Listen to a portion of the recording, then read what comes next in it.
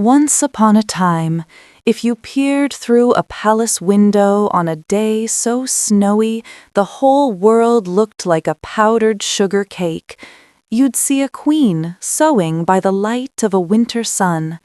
A prickle, a little gasp, 3 bright drops of red on the snow, such a startling picture that the queen made a wish out loud, as people do when something feels a little like magic. I wish for a child with skin as white as this snow, lips as red as this bloom of blood, and hair as black as the ebony frame. It was the kind of wish that sticks to the air, and like all good wishes, it found a way. The wish came true. A baby girl arrived, soft and sleepy, with snow-white skin, berry-red lips, and hair as dark as a moonless night. They named her Snow White, and for a while the palace hummed with lullabies and laughter. But happiness can be fragile. The queen passed away, and the king, after a time, married again. His new queen was beautiful, and she knew it. She carried beauty like a mirror she never put down, and kept a real mirror too, an enchanted one that spoke the truth even when no one wanted to hear it. Every day the queen asked, "Mirror, mirror on the wall, who is the fairest one of all?" And every day the mirror answered, "You, my queen." It was a comfortable habit, like a favorite song. But children have a way of growing brighter before your very eyes. When Snow White was only 7, light-footed and kind-eyed, the mirror cleared its throat and told the truth. "You are fair, O Queen, it's true, but Snow White is fairer than you." The words fell like icicles. The queen's pride shivered into jealousy, and jealousy grew thorny in her heart. Her fear whispered foolish things. She called for the royal huntsman, and, with a voice that tried to sound calm but cracked like thin ice, said, "Take Snow White into the forest, end it. Bring me her heart as proof." The huntsman led Snow White deep into the green and shadowed woods. But when she looked up at him with tear-bright eyes and said, "Please, dear huntsman, don't hurt me. Let me go, and I will never return," his own heart remembered that it was good. "Go, child, run," he said, choosing courage over cruelty. To trick the queen, he brought back the heart of a wild boar. The queen had it cooked, believing she had won a victory that tasted like safety. It was nothing of the sort. Snow White ran until the forest softened. The trees no longer loomed, but listened, and the leaves rustled like friendly whispers. Birds fluttered near, as if guiding her, and a curious fox trotted alongside for a while, as if to say, "You're not alone." As the sun slipped behind the hills, she found a clearing with a small, unusual cottage. Inside, everything came in 7s, 7 plates, 7 cups, 7 tiny beds lined up like steps in a song. Hungry and tired, she nibbled a little from each plate, sipped a little from each cup, and tested each bed the way you test a dream, until one felt exactly right. Later that night, 7 dwarfs returned from mining in the mountains, their boots dusted with glittering specks of the day's work. "Hey now, someone's been sitting in my chair. Someone's been sipping from my cup. Someone's left crumbs like a tiny comet trail." And then the smallest dwarf, who had a nose for mysteries, tiptoed to the beds and whispered, "Someone's been sleeping in my bed, and she's still here." They stared at the girl with wonder. Her hair spilled like ink across the pillow. "Don't wake her," said the oldest, whose beard was as wise as it was long. "Let's see in the morning." When Snow White woke, 7 pairs of kind eyes were waiting.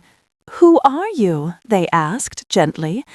And Snow White, who had learned in one night what fear feels like and how sweet kindness tastes, told them everything.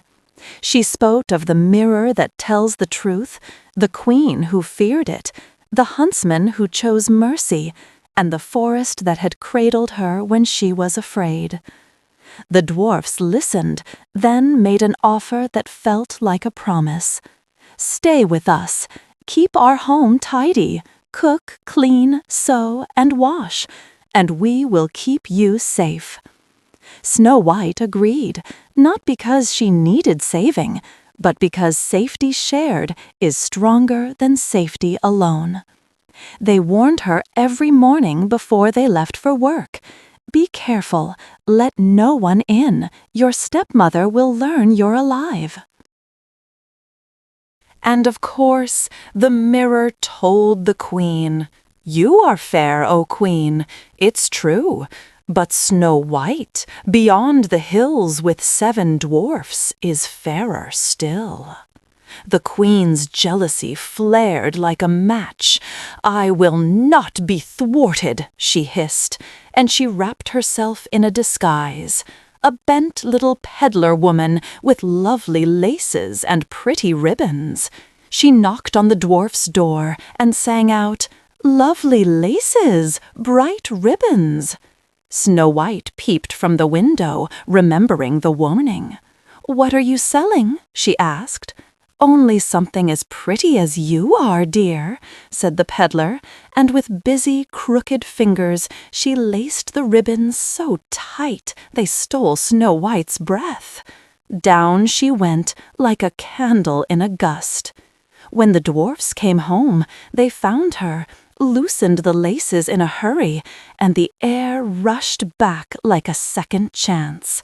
"That was your stepmother," they said.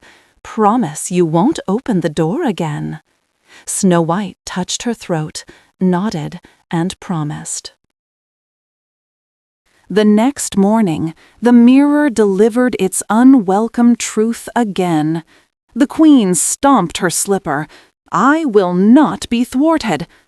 She found a new disguise, older and hush-shabbier, and fashioned a comb slick with poison. "Pretty combs for pretty hair," she croaked beneath the window. Snow White didn't open the door. "No need," said the old woman. "Just look from your window." The comb gleamed, and Snow White's fingers itched to touch it. When the woman offered to place it in her hair, Snow White leaned a little close. The moment it touched her head, the poison tugged her down into silence. The dwarfs came home, searched and searched, found the comb, and pulled it free. Snow White drank in air again, full of relief and a little shame. "Never, ever open the door to strangers," they begged. She promised, with both hands over her heart. Envy, however, is stubborn. The queen turned to her mirror once more, and when it spoke Snow White's name, she crafted her cleverest trick. A beautiful apple, red on one side, white on the other, with danger sleeping only in the red. She dressed like a farmer and knocked. "Delicious apples, fresh from the orchard," she called. "I can't let anyone in," Snow White said through the door. "That's all right. See, I'll cut this one in half. You eat the red side, I'll eat the white. That way you'll know it's safe." The plan sounded reasonable, and goodness often expects goodness. Snow White took one small bite of the red side and dropped as if her shadow had caught her. The queen smiled a chilly smile and hurried away, her footsteps swallowed by the trees. This time, The dwarfs could not wake her. They tried everything kind hearts could try, but Snow White did not breathe. They watched over her for 3 long days, weeping gently as if their tears could water her back to life. Because her face was as peaceful as sleeping and as lovely as dawn, they laid her in a glass coffin upon a mountain, where daylight and starlight could visit her, and one of them could keep watch. Back in the palace, the queen asked, "Mirror on the wall, who is the fairest one of all?" And at last the mirror said, "You, my queen, are the fairest of all." She smiled, an empty smile that fooled no one and comforted nothing. One day, a prince riding through the forest caught a glimmer on the mountain. He climbed and found a glass coffin with a girl inside, and golden letters that said, "Snow White, daughter of a king." He saw not only her beauty, but the kindness folded in her restful face, the courage of her story written almost like a secret across her brow. "Please," he asked the dwarfs, "let me take her to my castle. I will honor her memory always." The dwarfs said no at first, because love doesn't easily let go. But the prince's voice held a promise as true as mountain stone, and at last they agreed.